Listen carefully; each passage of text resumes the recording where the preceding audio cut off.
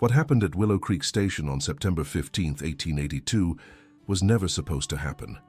A woman in a wedding dress stepped off the wrong train. A man who'd lost everything was buying supplies for his dying ranch, and a little girl with nothing left to lose whispered a prayer that would change 3 lives forever. But here's what the town records won't tell you. What they buried because it challenged everything they believed about who deserved happiness in the American West. This is the story of how a single moment of mistaken fate became the foundation of something beautiful. Something they tried to destroy. Something that survived because love doesn't care about the color of your skin or the size of your bank account. Before we begin, I need you to understand why this story matters. What you're about to hear will challenge everything you think you know about family, love, and second chances in the Old West. This isn't just entertainment. It's history that deserves to be told. So if you're ready to have your perspective changed, hit that subscribe button, ring the notification bell, and share this story with someone who needs to hear it. Because by the end of these 5 chapters, you'll understand why some stories are worth fighting for. Welcome to the Black Rancher, where the untold stories of the American frontier come alive. Willow Creek Station, Texas, September 15, 1882. Martha Elizabeth Whitmore stepped down from the dusty passenger car, her ivory silk wedding dress already wilted from the 2-day journey from St. Louis. At 26, she was what polite society called handsome rather than beautiful, tall and sturdy, with auburn hair pinned beneath a simple veil and green eyes that held more determination than most men twice her age. She clutched her carpetbag with white-knuckled fingers, scanning the sparse crowd on the platform. Her intended, Harold Pemberton, was supposed to meet her here for their arranged marriage. He'd written that he owned a prosperous general store in what he called the growing town of Willow Creek. The letters had been formal but kind, and Martha had convinced herself that kindness might grow into something deeper. But as the locomotive pulled away, belching black smoke into the endless Texas sky, Martha realized she was standing on a platform that barely qualified as more than a wooden shed. Willow Creek wasn't a growing town. It was barely a settlement. 3 buildings huddled together like frightened animals, a general store that looked ready to collapse, a saloon with broken windows, and what might have been a sheriff's office. And there was no Harold Pemberton. "Excuse me." Martha approached a weathered man loading supplies onto a wagon. "I'm looking for Harold Pemberton. He owns the general store?" The man spat tobacco juice into the dust. "Lady, ain't no Pemberton in Willow Creek. Never has been. You sure you got the right town?"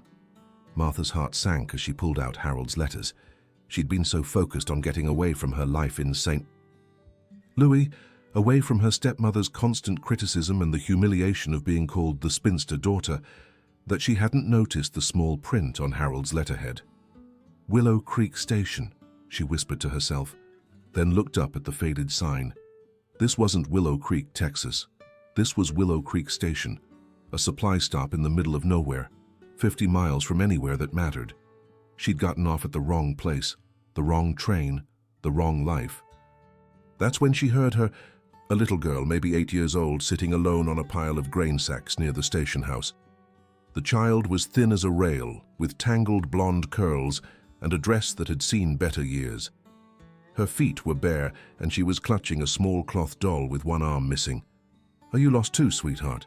Martha asked gently, approaching the child. The little girl looked up with eyes too old for her face. "I ain't lost, miss. I'm waiting." "Waiting for what?" "For God to send me and Papa a family." The words were matter-of-fact, spoken with the certainty that only children possess. "Papa says God's just taking his time, but he'll come through. He always does." Martha's heart clenched. "Where is your papa?" The girl pointed toward the general store.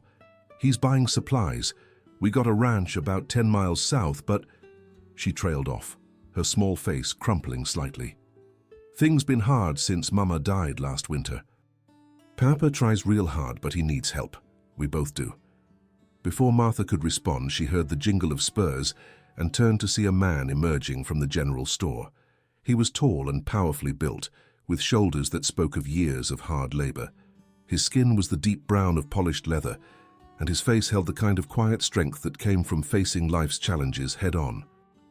He wore clean but well-worn work clothes, a black hat pulled low over intelligent dark eyes, and moved with the careful grace of a man who'd learned to be cautious in a world that often saw him as a threat. This had to be the child's father. As he approached, Martha noticed how his expression softened completely when he looked at the little girl. There was such tenderness there, such protective love, that it took her breath away. "Emmy," he called in a voice like warm honey, "what did I tell you about wandering off?" "I didn't wander, Papa. I stayed right where you left me." The girl, Emmy, jumped up and ran to him. "But look, God sent us a lady in a wedding dress." The man's eyes met Martha's, and she felt something unexpected flutter in her chest. He was handsome, yes, but more than that, there was something steady about him, reliable, safe. "I'm sorry if she bothered you, Mum," he said, placing a protective hand on Emmy's shoulder. His voice carried a slight accent that spoke of education, not the rough drawl she expected. "She's got an active imagination." "No bother at all," Martha found herself saying. "She's lovely. I'm Martha Whitmore, and I seem to find myself in a bit of a predicament." "Samuel Hayes," he replied, touching the brim of his hat. "And this here's my daughter, Emmy." "What kind of predicament, if you don't mind my asking?" Martha felt heat rise to her cheeks. How could she explain that she'd traveled halfway across the country to marry a man who didn't exist, to a town that was barely a dot on the map? "I was supposed to meet someone here," she said carefully. "A gentleman I was to marry. But it seems there's been some confusion about locations." Samuel's expression grew concerned. "You're saying he left you stranded?" "More like I stranded myself through my own foolishness," Martha admitted. "I got off at the wrong station." That's when Emmy piped up, her young voice cutting through the adult conversation with startling clarity. "Papa, maybe she's the answer to our prayers." Both adults looked down at the little girl, who was practically vibrating with excitement. "Emmy," Samuel warned gently, but Emmy was unstoppable now. "No, Papa, listen. You always say God works in mysterious ways, and here's a lady who needs a place to go, and we need someone to help us save the ranch. Maybe she could stay with us." Martha felt her breath catch. The child's innocent suggestion hung in the air between them, impossible and yet somehow making perfect sense. Samuel looked mortified. "Emmy, you can't just invite strangers to live with us. Miss Whitmore probably has family back where she came from, people who are worried about her." But Martha was thinking about her stepmother's cold disapproval, about the life of quiet desperation waiting for her back in St. Louis. She was thinking about this little girl who prayed for a family, and this man who looked at his daughter like she was the most precious thing in the world. "Actually," Martha heard herself saying, "I don't have anyone waiting for me. And I find myself with nowhere to go and no way to get there even if I did." The words hung in the air like a challenge to fate itself. Samuel studied her face carefully. "Miss Whitmore, I appreciate Emmy's enthusiasm, but you don't understand what you'd be getting into. We're not, that is, our situation isn't—" "Papa's trying to say we're poor," Emmy said bluntly. "Our ranch is falling apart, and we might lose it if we can't make the mortgage payment by Christmas. And some of the folks in town don't like us much because Papa used to be a slave before he got free and saved enough money to buy land." "Emmy!" Samuel's voice was sharp with embarrassment, but Martha stepped closer, looking directly into Samuel's eyes. "Mr. Hayes, I'm a woman traveling alone to marry a stranger, wearing a wedding dress to a wedding that will never happen. I'm not exactly in a position to judge anyone else's circumstances." For a long moment, they simply looked at each other. Martha could almost see the wheels turning in Samuel's mind, practical considerations warring with something that might have been hope. Then Emmy's small voice broke the silence. "Papa, remember what Mama used to say? Sometimes God doesn't give us what we want. He gives us what we need." And that's when Martha knew that everything in her life had led to this moment, this dusty platform, this little girl, this man who looked at her like she might be the answer to a prayer he'd been afraid to pray. Friends, this is just the beginning of a story that will challenge everything you think you know about love, family, and second chances in the American West. If you're already hooked, hit that subscribe button now and ring that notification bell, Because what happens next between Martha, Samuel, and little Emmy will test everything they believe about fate and family. And stick around until the very end, because the most powerful moment of this story comes in the final chapter. Trust me, you don't want to miss it. Welcome to the Black Rancher, where every story matters. The ride to the Hayes Ranch took them through some of the most beautiful and desolate country Martha had ever seen. Rolling hills covered in golden grass stretched toward a horizon that seemed to go on forever, broken only by stands of mesquite and the occasional creek lined with cottonwood trees. The September sun was warm but not oppressive, and there was something about the vastness of it all that made Martha feel both insignificantly small and somehow more herself than she'd ever been. Samuel had insisted on driving her at least to the nearest town, where she could catch another train back to civilization. But as they talked during the hour-long journey, Martha found herself less and less interested in returning to St. Louis. Emmy sat between them on the wagon bench, chattering away about everything and nothing, completely oblivious to the complex adult emotions swirling around her. "That's where I saw the white deer." Emmy pointed to a grove of trees near a stream. "Papa says it was probably just the light playing tricks, but I know what I saw. Mama used to say white deer were good luck." "Your mama sounds like she was a wise woman," Martha said. Samuel's hands tightened almost imperceptibly on the reins. "She was," he said quietly. "Sarah had a way of seeing the good in everything, even when times got hard." "How did you two meet?" Martha asked, then immediately worried she was being too personal. But Samuel seemed willing to talk. Maybe it was easier with the landscape flowing past them, the sense of movement making confessions feel less permanent. "I bought my freedom in 1865, he said. "Took me 3 years of working every job I could find, saving every penny. When I finally had enough, my master, former master, he laughed at me. Said a freed slave with education was an abomination, that I'd never amount to anything." Martha felt anger flare in her chest. "Education? My master's wife taught me to read and write when I was young. She died when I was 15, and her husband found out what she'd been doing. Nearly sold me south for it." Samuel's voice was steady, but Martha could hear the old pain underneath. "Anyway, after I bought my freedom, I came west. Figured out here a man might be judged more on what he could do than what he looked like. And that's where you met Sarah." Samuel's expression softened. "Sarah was a school teacher. Her father owned the general store in Cedar Falls, about 60 miles east of here. She was everything good in the world. Kind, smart, brave enough to fall in love with a black man in Texas in 1867. "That must have been difficult," Martha said gently. "Her father disowned her," Emmy piped up. "But Mama said love was worth it. She said Papa was the best man she'd ever known, and if people couldn't see that, it was their loss." Samuel reached over and squeezed his daughter's shoulder. "Your mama was fiercer than a mama bear when it came to protecting the people she loved." They rode in comfortable silence for a while, each lost in their own thoughts. Martha found herself studying Samuel's profile, the strong line of his jaw, the way his eyes constantly scanned the horizon, alert for any potential danger. This was a man who'd fought for everything he had, who'd built a life out of nothing, and then watched part of it crumble when his wife died. "Mr. Hayes," she said finally, "what would it actually involve? If I were to stay, I mean, hypothetically." Samuel pulled the wagon to a stop and turned to look at her directly. "Miss Whitmore, you seem like a decent lady. But you need to understand this isn't a game, this is hard country, and we're hanging on by our fingernails. I owe $800 on the ranch mortgage, due by Christmas. That's 4 months from now. I've got maybe 300 head of cattle, but half of them are sick and I can't afford a veterinarian." He gestured toward the endless landscape. "The house needs repairs I can't afford to make. The well is running low. My nearest neighbor is 12 miles away, and most of the folks in town would rather see me fail than succeed."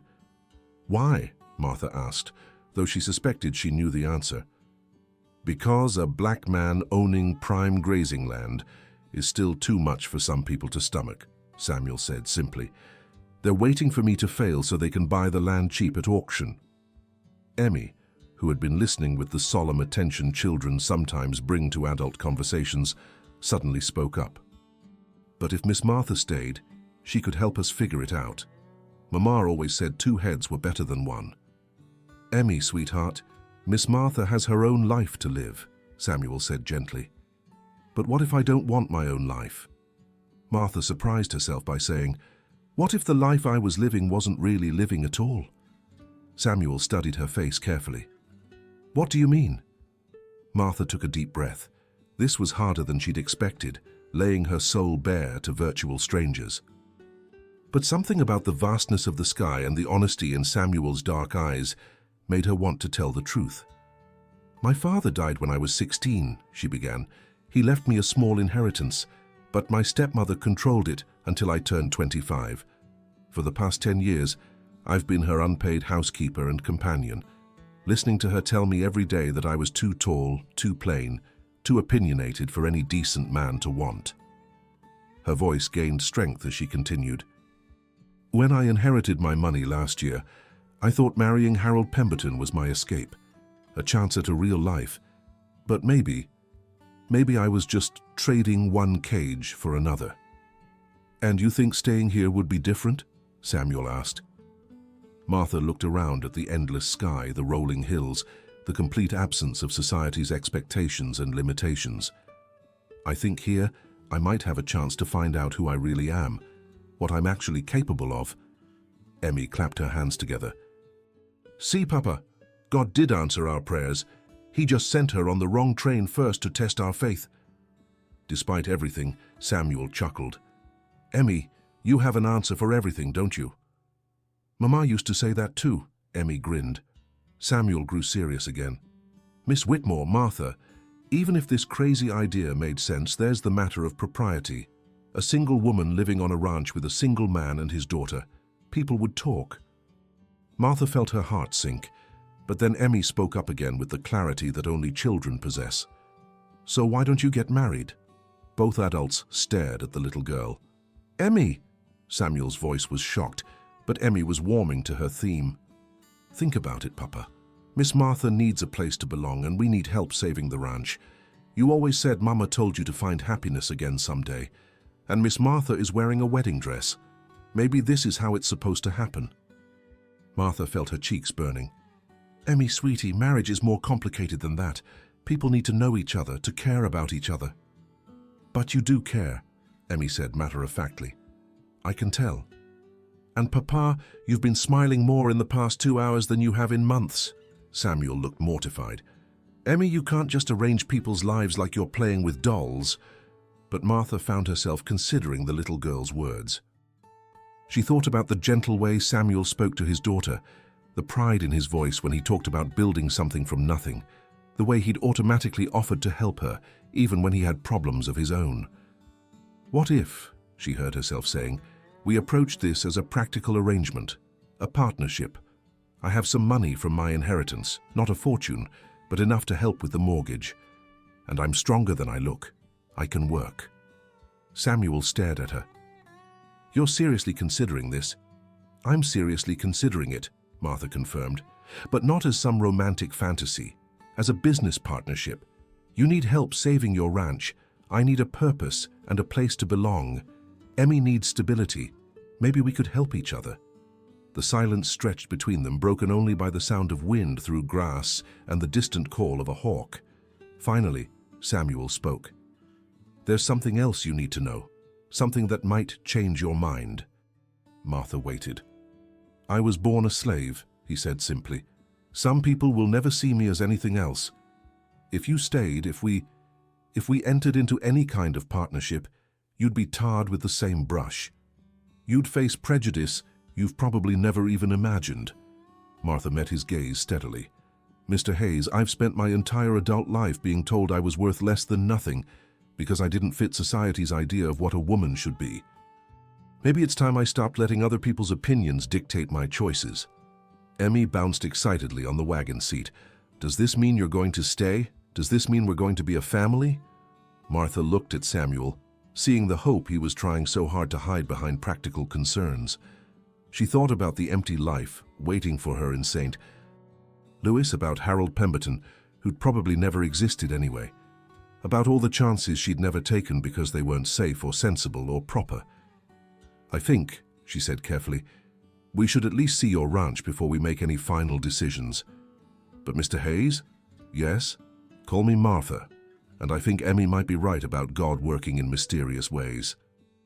As Samuel clicked the horses back into motion, Martha caught him stealing glances at her, and she felt something she'd never experienced before, the thrilling possibility that her real life was just beginning. The Hayes Ranch appeared gradually as they crested a low hill, spread out in a valley that was both beautiful and heartbreaking. Martha could see what it had once been, a well-planned homestead with good bones. The house was larger than she'd expected, built of native stone and timber, with a wide porch that would catch both morning and evening light. There were several outbuildings, a barn that looked sturdy enough, a chicken coop, what appeared to be a bunkhouse, and corrals that showed signs of recent repair. But she could also see the signs of struggle. Sections of fencing sagged or had gaps where posts had rotted. The windmill that should have been pumping water into the stock tank stood motionless, clearly in need of repair. Weeds had taken over what had probably once been Sarah's vegetable garden, and there were patches on the house roof that suggested recent but amateur repairs. It was the home of a man fighting a losing battle against time, weather, and circumstance. "It's not much to look at right now," Samuel said quietly, and Martha could hear the shame in his voice. "Sarah used to keep flowers planted along the porch, vegetables in that garden plot. Place had a different feeling when she was alive." But Martha wasn't seeing the decay. She was seeing the potential, the solid bones of a good home, the rich soil of the valley, the clear stream that ran along the property's eastern edge. Most of all, she was seeing what it could become again with enough hands, enough heart, enough hope. "It's beautiful," she said simply, and meant it. Emmy jumped down from the wagon as soon as it stopped, running toward the house. "Come see my room and Papa's workshop, and the place where we buried Mama." "Emmy," Samuel called after her, "let Miss Martha catch her breath first." But Martha was already climbing down from the wagon, her wedding dress impractical but somehow right for this moment of beginning something new. She stood in the ranch yard, turning slowly to take it all in, and felt something settle in her chest, a sense of coming home to a place she'd never been. "The house has 3 bedrooms," Samuel said, suddenly formal again. "You could have the spare room if you decide to stay. It gets good morning light." "Show me," Martha said. The inside of the house was clean but sparse. The main room held a stone fireplace, a rough-hewn table with 4 chairs, and a bookshelf that surprised Martha with its selection. Everything from agricultural journals to Shakespeare. The kitchen was well equipped, but showed signs of a man learning to cook by necessity rather than skill. "Mama taught Papa to make biscuits," Emmy announced, leading Martha by the hand toward the bedrooms. "But his don't taste the same as hers did." "Maybe you could teach him to make them better." "Emmy," Samuel warned, but he was smiling slightly. The spare bedroom was indeed bright and cheerful, with a window that looked out over the stream and the rolling hills beyond. There was a simple bed, a dresser, and a small writing desk beneath the window. "Sarah used this as her sewing room," Samuel said softly. "She always said someday we'd have another child to put in here." The sadness in his voice made Martha's heart ache. She could imagine Sarah Hayes in this room, young, hopeful, building a life with the man she loved despite the world's disapproval. "She had good taste," Martha said gently. "The whole house feels peaceful, loved." "It was," Samuel replied. "For a while it was." They returned to the main room where Emmy had spread out a collection of items on the table: stones, feathers, pressed flowers, and what appeared to be several small wooden animals. "These are my treasures," Emmy announced. "Papa carved all the animals, see? There's a horse and a cow, and that's supposed to be a chicken, but it looks more like a duck." Martha picked up one of the carvings, a small but expertly detailed horse. The work was beautiful, showing both artistic skill and infinite patience. "You made this?" she asked Samuel. He shrugged, embarrassed. "Sarah used to say I had good hands for detail work. I used to make her little things. Trinkets, mostly." Martha turned the carving over in her palm, impressed by the craftsmanship. "This is beautiful work. You could sell these." "Who'd want to buy wooden toys from a—" Samuel stopped himself, glancing at Emmy. From a talented artisan, Martha finished firmly. People pay good money for quality craftsmanship, Mr. Hayes, especially work this detailed. Before Samuel could respond, the sound of hoofbeats approached the house. Through the window, Martha saw 3 riders approaching, white men, well-dressed, riding expensive horses. Samuel's entire demeanor changed instantly. His shoulders tensed, and his hand moved instinctively to rest near the gun on his hip. "Emmy, go to your room," he said quietly. "But Papa." "Now, sweetheart." Emmy scurried away, and Martha was struck by how quickly the child obeyed. This wasn't the first time danger had come calling. "Who are they?" Martha asked. "Trouble," Samuel replied grimly. "The man in front is Clayton Morrison, owns the biggest spread in the county. The one with the mustache is his foreman, Jack Reeves. Don't know the third one." The riders pulled up in front of the house, and Morrison dismounted with the casual arrogance of a man who'd never been told no in his life. He was perhaps 50, well-fed and prosperous-looking, with cold blue eyes and the kind of smile that never reached beyond his mouth. Samuel stepped onto the porch, and Martha was surprised when he gestured for her to stay beside him rather than retreat inside. "Morrison," Samuel said evenly, "what brings you out here?" Morrison's eyes flicked to Martha, taking in her wedding dress with obvious surprise and calculation. Well, looks like congratulations are in order, Sam. Finally found yourself a woman willing to overlook your circumstances." Martha felt anger flare at the man's tone, but Samuel's voice remained steady. "This is Miss Whitmore. She's visiting." "Visiting," Morrison repeated, his smile turning predatory. "How hospitable of you." The foreman, Reeves, spat tobacco juice into the dirt near the porch steps. "Heard you've been asking around town about veterinary help. That true?" "My cattle are sick," Samuel replied carefully. "I need professional advice." "Seems to me," Morrison said, climbing the porch steps without invitation, "a smart man would just cut his losses, sell while he can still get something for his trouble." "I'm not looking to sell," Morrison's smile widened. "That's what I like about you, Sam. Always the optimist, but see, here's the thing. I've been talking to folks at the bank. Your mortgage payment's due Christmas Day, and word is you're a little short." Samuel said nothing, but Martha could see the tension radiating from him. "Now, I'm a reasonable man," Morrison continued. "I'm prepared to offer you $3,000 for the whole spread. That's enough to pay off your mortgage and leave you with a little nest egg to start fresh somewhere more suitable. And if I refuse?" Morrison shrugged. "Well, come December 26th, the bank will foreclose. Property will go to auction. I'll probably be the only bidder, and I'll get it for the mortgage amount, $800, your choice." Martha stepped forward, surprising all 3 men. "Excuse me, but I couldn't help overhearing. Are you threatening Mr. Hayes?" Morrison looked her up and down with obvious amusement. "Ma'am, this is business, nothing personal." "It sounds personal to me," Martha replied coolly. "It sounds like you're trying to force a good man off his own land." Reeves laughed nastily. "Lady, you don't know what you're talking about. This ain't no place for decent white folks to be socializing with." "Careful, Reeves." Samuel's voice was quiet, but carried an unmistakable warning. Morrison held up a hand. Now, let's all stay civilized here." He turned back to Martha with mock courtesy. "Miss, I don't believe we've been properly introduced. Clayton Morrison. And you are?" "Someone who's heard enough," Martha replied. She moved closer to Samuel, close enough that their shoulders touched. "Mr. Hayes, these gentlemen seem to be trespassing. Perhaps they should leave." Morrison's eyes narrowed as he processed what Martha's obvious support of Samuel might mean. "Ma'am, you might want to reconsider the company you're keeping. This is a rough country, and folks have long memories about who stands where when lines get drawn." "Is that a threat, mister?" "Morrison?" Martha's voice was steady, but inside her heart was racing. "Just friendly advice," Morrison replied.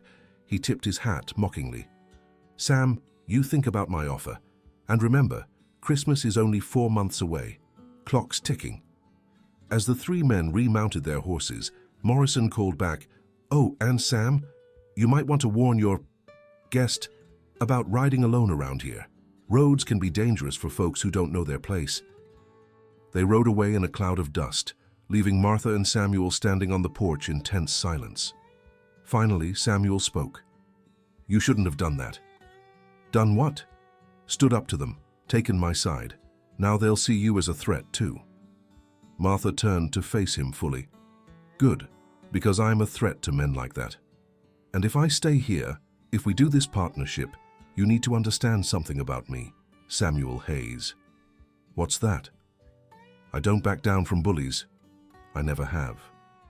And I'm not about to start now." Emmy appeared in the doorway, having obviously been listening. "Does this mean you're definitely staying? Does this mean we're going to fight the bad men together?" Martha looked down at the little girl, then back at Samuel. She saw fear in his eyes, yes, but also something else. Hope. The same hope she felt growing in her own chest. "Yes, sweetheart," she said firmly. "I think that's exactly what it means."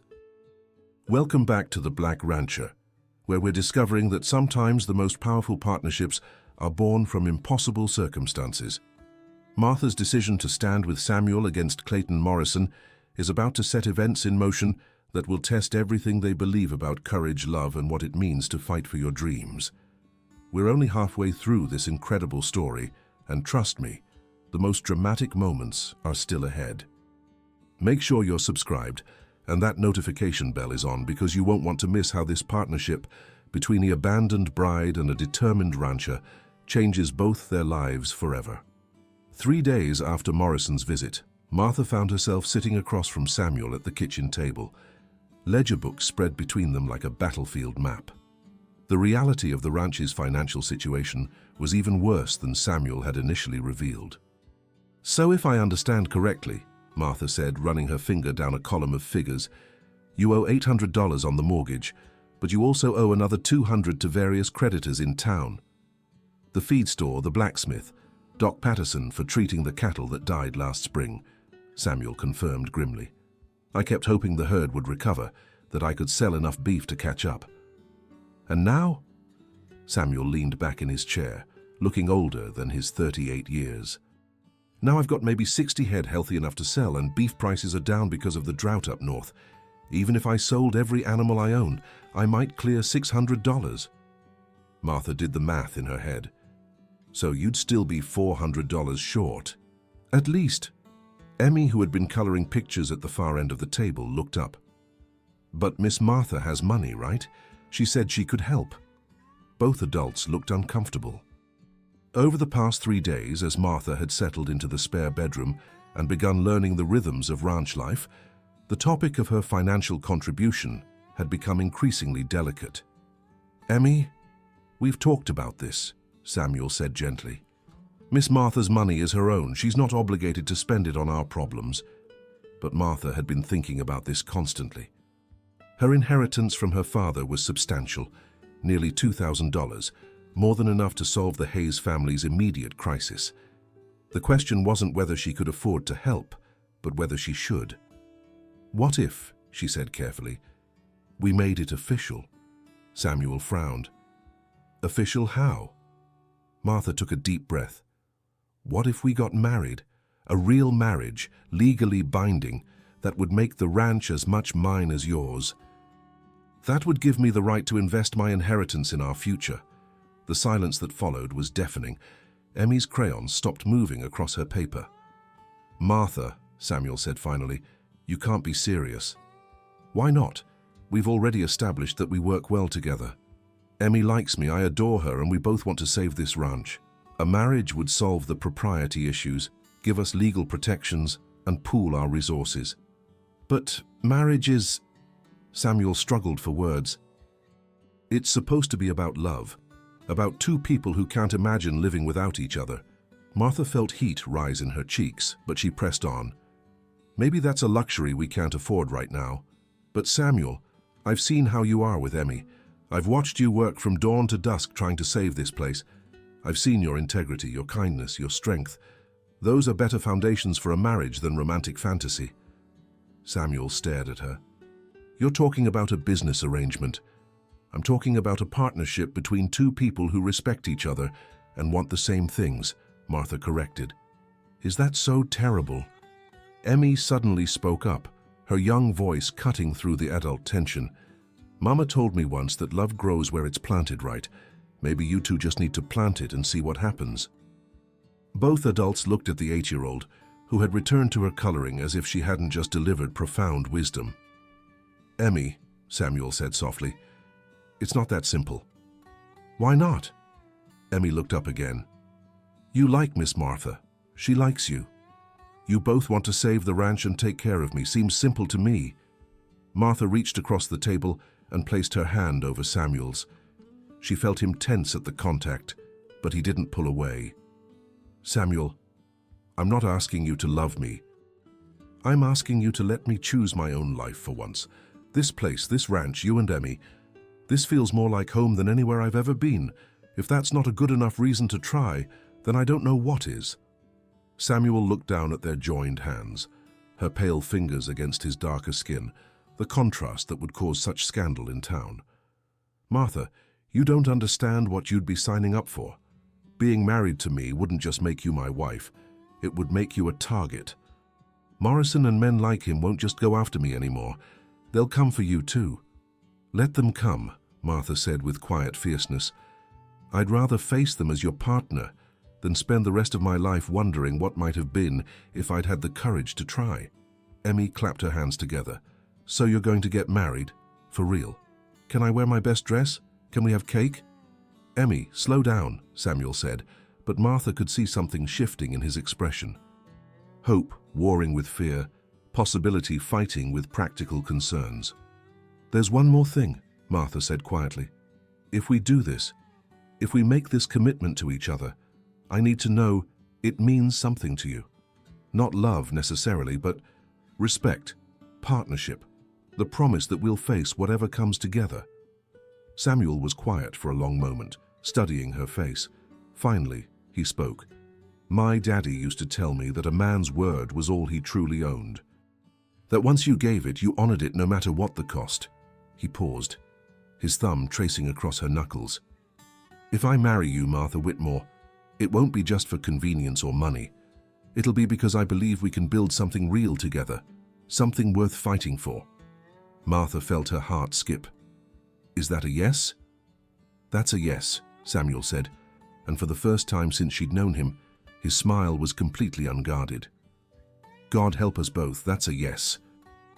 Emmy jumped up from her chair and threw her arms around both of them. We're going to be a family, a real family. Can we get married tomorrow? Samuel chuckled, the sound warm and rich. Sweetheart, these things take planning. We need to go to town, get a license, find someone to perform the ceremony. Reverend Patterson will do it, Emmy announced confidently. He liked Mama, and he's not mean like some of the other church people. Emmy's right about Reverend Patterson, Samuel agreed. He's a good man, but Martha, are you sure about this? Once we ride into town together to apply for a marriage license, there's no taking it back. Everyone will know.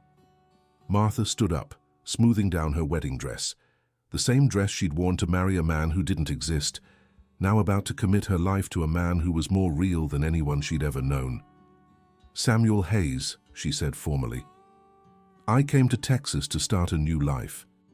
I just didn't know it would be this life with these people, in this place, but I can't imagine anything better. The next morning, they rode into Willow Creek Station as a family, Samuel driving the wagon, Martha beside him in her best traveling dress, and Emmy bouncing excitedly on the seat between them. Martha had spent the early morning hours altering her wedding dress, shortening it to a more practical length, and removing some of the elaborate trim. She wanted to save it for their actual wedding day. The town was busier than it had been when Martha first arrived. The morning train had brought several passengers, and there was activity around the general store and saloon. As they pulled up in front of the small building that served as both courthouse and land office, Martha noticed the conversations that stopped, the stares that followed them. You ready for this? Samuel asked quietly. Martha squared her shoulders. As ready as I'll ever be. They climbed down from the wagon, and Samuel offered Martha his arm with old-fashioned courtesy. As they walked toward the courthouse, Martha was acutely aware of every eye on them, every whispered comment. Inside, they found the justice of the peace, A thin, nervous man named Hodgins who clearly wished he were anywhere else when he saw them approaching his desk. "We'd like to apply for a marriage license," Samuel said formally. Hodgins looked back and forth between them, confusion and discomfort warring on his face. Are you sure? I mean, do you understand the implications?" "We understand perfectly," Martha said crisply.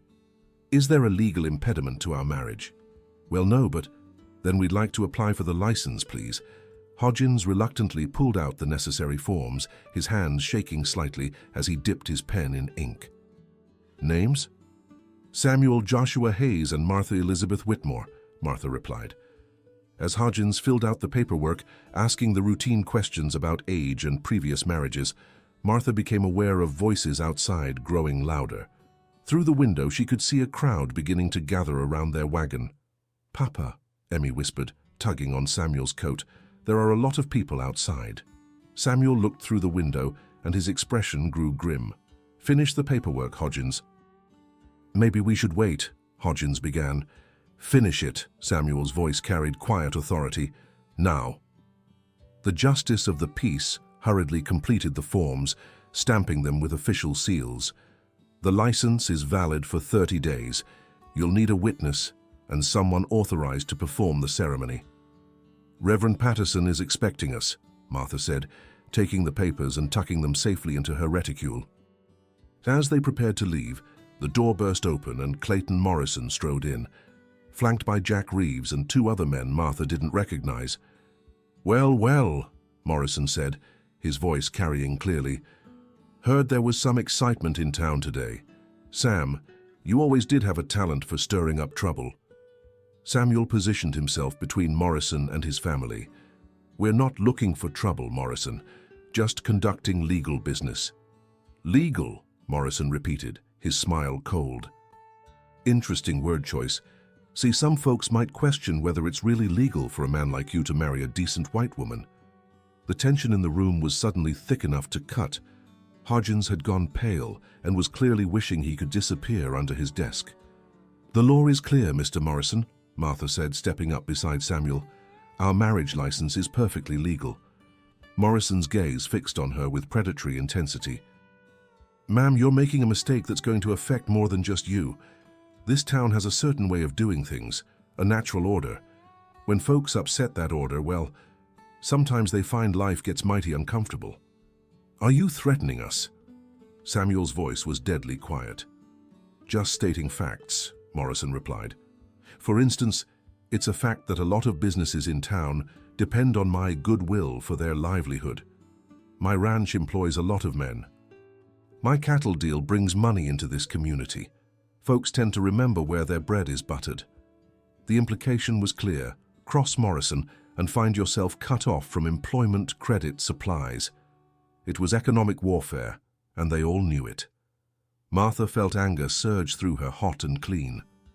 "Mr. Morrison, you seem to be under the impression that we care about your approval. Let me correct that misunderstanding."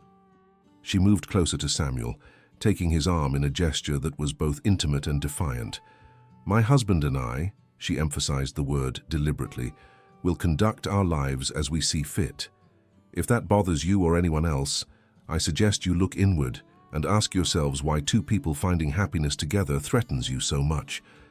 Morrison's face darkened. "Lady, you're playing with fire." "No," Martha replied steadily. "I'm finally living my life." The confrontation might have escalated, but Emmy suddenly stepped forward, her small voice cutting through the adult tension with perfect clarity. "Mr. Morrison, my papa is the best man in the whole world, and Miss Martha is going to be the best mama. If you don't like that, it says something bad about you, not about us." The simple truth delivered by an 8-year-old hit the room like a thunderbolt. Even Morrison's men looked uncomfortable. Samuel reached down and took Emmy's hand. "Come on, sweetheart, let's go see Reverend Patterson." As they moved toward the door, Morrison called after them, "This isn't over, Hayes, not by a long shot." Samuel turned back, his expression calm but implacable. "You're right, Morrison.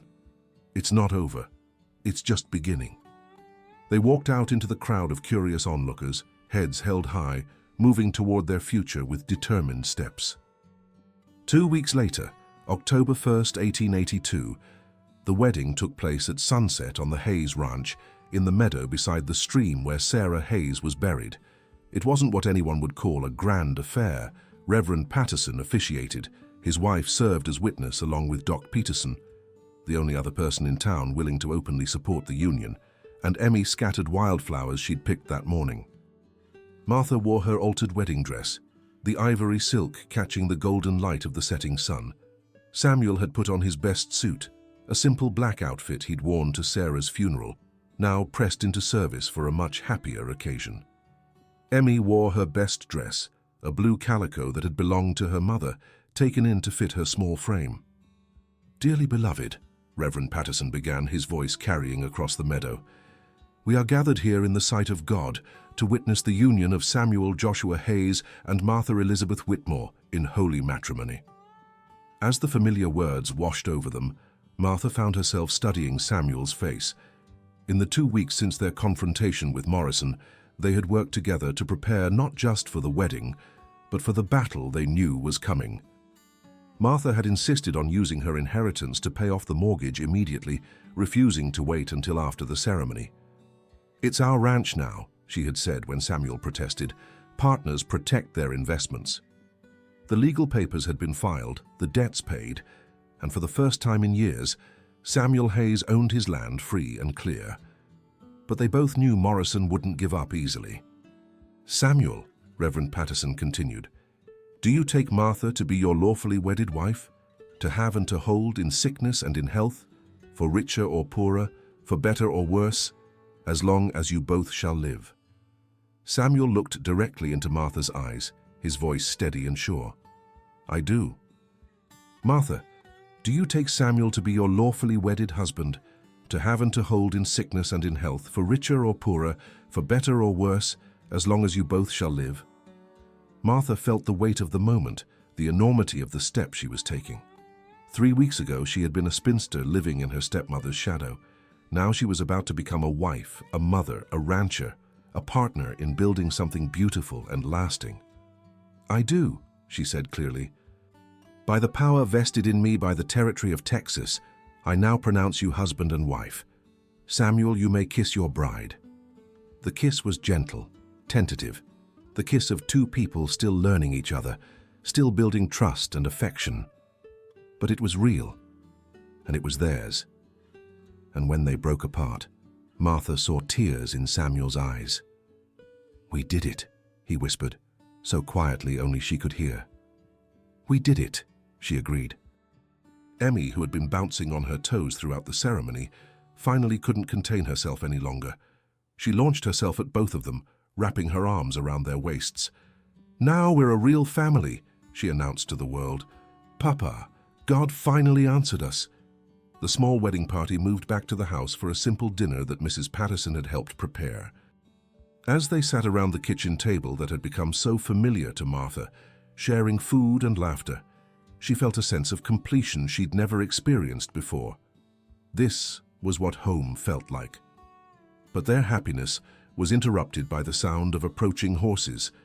Through the window, Martha saw a group of riders approaching in the gathering dusk. Too many riders, moving too purposefully to be a social call. Samuel was on his feet instantly, his hand moving to the gun at his hip. "Emmy, go to your room now." The little girl obeyed without question, and Martha felt her heart sink at how quickly the child had learned to recognize danger. "Reverend, you and your wife should probably leave," Samuel said grimly. "This isn't your fight." But Reverend Patterson surprised them by shaking his head. "Son, I just married you two in the sight of God. That makes this my fight too." The riders pulled up in the ranch yard, a dozen men led by Clayton Morrison and his foreman. But these weren't the well-dressed businessmen who had visited before. These were rough men, cowboys and drifters, the kind of men who could be hired for work that required dirty hands and flexible consciences. Samuel stepped onto the porch, Martha beside him. She noticed he had positioned himself slightly in front of her, protective even now. "Morrison," Samuel called, "you're trespassing on private property." Morrison dismounted, his smile visible even in the gathering darkness. Congratulations, Sam. Heard you had yourself a wedding today. How touching. Say what you came to say, then leave. See, here's the thing, Morrison continued, moving closer to the porch. Some of the boys and I were having a discussion down at the saloon. We got to talking about property values, about what happens to a community when certain elements start thinking they can ignore the natural order of things. Get to the point, Samuel said. The point is, we've decided your kind of influence isn't welcome around here anymore. Now I know you paid off your mortgage. Smart move, by the way, using your wife's money like that. But see, there are other considerations. Morrison gestured to his men, who began spreading out in a loose semicircle around the house. Accidents happen out here. Cattle get poisoned. Barns catch fire. Sometimes whole families just disappear. Martha felt cold fear settle in her stomach, but she stepped forward anyway. Mr. Morrison, you're talking about criminal acts, murder. Are you really prepared to go that far? Ma'am, I'm just talking about the natural consequences of poor decision-making, Morrison replied smoothly. See, you and your husband, you've made this community uncomfortable. Folks don't like change. They especially don't like being told that everything they've believed about the proper order of things is wrong. That's when Emmy's voice cut through the darkness, clear as a bell. You're the one who's wrong. Martha spun around to see the little girl standing in the doorway, her face set with determination that reminded Martha powerfully of her father. Emmy, get back inside, Samuel commanded. But Emmy stepped fully onto the porch, looking directly at Morrison with fearless 8-year-old courage. My papa is the best man in the whole world. He works harder than anybody, he's kind to animals and people, and he never hurt nobody. And Miss Martha, Mrs. Hayes, she's smart and brave and she loves us. If you can't see how good they are, then you're stupid and mean and God doesn't like you. The silence that followed was deafening. Morrison stared at the little girl, clearly not having expected such direct confrontation from a child. Emmy, Martha said gently, moving to stand beside her. Sweetheart, let the grown-ups handle this. But Emmy shook her head. No, Mama Martha. Somebody needs to tell the truth. These men are bad. They want to hurt our family because we're happy and they're not. The word mama hit Martha like a physical blow. In all their planning and preparation, they had discussed the practical aspects of their marriage, the legal protections, the financial arrangements. But they hadn't talked about this moment, when Emmy would truly accept her as a mother, when the three of them would become an unbreakable unit. Martha knelt down to Emmy's level, taking the little girl's hands in hers. Emmy, you are the bravest person I know. And you're right, we are a family now. Which means we protect each other no matter what. She stood up, keeping Emmy's hand in hers, and faced Morrison with a courage she didn't know she possessed. Mr. Morrison, you've made a fundamental error in judgment. You assumed that because I married a black man, I must be weak, desperate, or somehow defective. Let me correct that assumption. Her voice grew stronger with each word. I am Martha Elizabeth Hayes. I own half of this ranch, I have money in the bank, and I have connections back east that you couldn't dream of. More importantly, I have something you'll never have. A family worth fighting for. She squeezed Emmy's hand and looked at Samuel, seeing love and pride shining in his eyes. If you want to come after us, Mr. Morrison, you better come hard and fast, because we won't go quietly. And I guarantee you that every newspaper from here to New York will hear about how a group of white men tried to terrorize a family simply for existing. Morrison's face had gone dark with rage. Lady, you're making threats you can't back up. I'm making promises I intend to keep, Martha replied steadily. That's when Reverend Patterson stepped forward, his normally gentle voice carrying surprising steel. Clayton, I've known you since you were a boy in my Sunday school class. Your mother would be ashamed of what you've become. Morrison spun to face the minister. Stay out of this, preacher. This isn't church business. When a man talks about burning homes and murdering families, it becomes God's business, Patterson replied, and I'm here to tell you that God is watching what you do here tonight. For the first time, Morrison looked uncertain. Several of his men were shifting uncomfortably, clearly having second thoughts about whatever they had agreed to do. Samuel stepped forward, his voice carrying absolute authority. "Morrison, you've had your say, now get off my land." For a long moment, the two men stared at each other across a chasm of hatred and misunderstanding. Then Morrison remounted his horse, but not before delivering one final threat. "This isn't over, Hayes, not by a long shot. Nobody upsets the natural order in my county and gets away with it." As the riders disappeared into the night, Martha felt her knees go weak with relief. Samuel's arm came around her waist, holding her steady. "Are they gone?" Emmy asked in a small voice. "They're gone, sweetheart," Samuel replied, but his tone made it clear they all knew this was just the beginning. Later that night, after the Pattersons had left and Emmy was finally asleep, Martha and Samuel sat on their porch, looking out at the stars scattered across the vast Texas sky. "Are you sorry?" Samuel asked quietly. "Sorry you got mixed up in all this?" Martha considered the question seriously. 3 weeks ago, she had been a lonely woman in a wedding dress, lost at a train station with nowhere to go. Tonight, she was a wife, a mother, and a partner in something worth fighting for. "Samuel," she said finally, "today Emmy called me Mama Martha for the first time. Do you know what that felt like?" Samuel shook his head. "It felt like coming home," Martha continued. "Had felt like finding the life I was always meant to live. Morrison and his men can threaten us all they want, but they can't change the fact that God brought us together for a reason." Samuel took her hand, intertwining their fingers. "When I bought this land 12 years ago, I thought I knew what I was building. A ranch, a business, something to pass on to my children, but I was wrong." "What were you building?" Samuel turned to look at her, his eyes reflecting the starlight. "A family.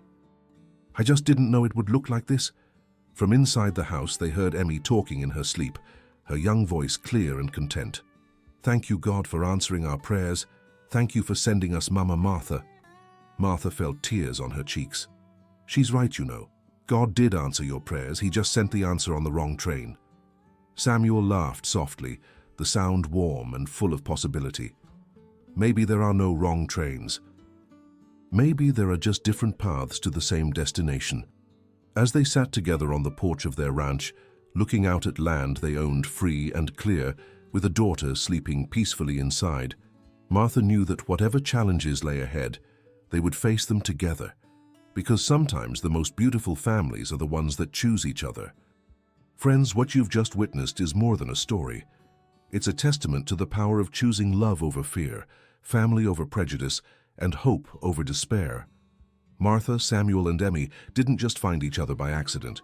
They found each other because sometimes, when we're brave enough to step off the train at the wrong station, we discover it was actually the right destination all along. This is the mission of the Black Rancher, to bring you the untold stories of courage, love, and resilience that built the American West. Stories that remind us that family isn't about blood or color or social expectations. It's about people who choose to stand together, no matter what the world throws at them.